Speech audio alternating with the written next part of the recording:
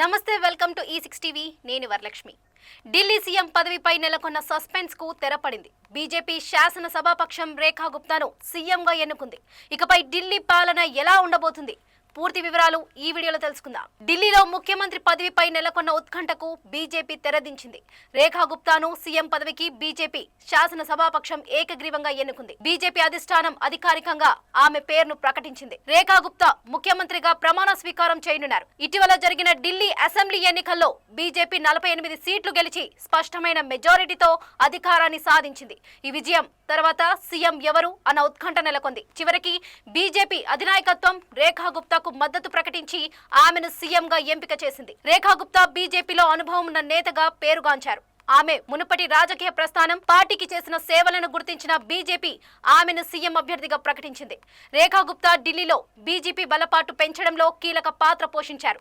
ఢిల్లీ రాజకీయ భవిష్యత్తుపై బీజేపీ నూతన ఆలోచనలు అమలు చేయబోతుంది. మొత్తానికి ఢిల్లీ కొత్త ముఖ్యమంత్రిగా రేఖా గుప్తా బాధ్యతలు స్వీకరించనున్న నేపథ్యంలో బీజేపీ పాలన ఎలా ఉండబోతుంది? ఢిల్లీ ప్రజలకు కొత్త పాలనలో ఏమేమి మార్పులుంటాయి?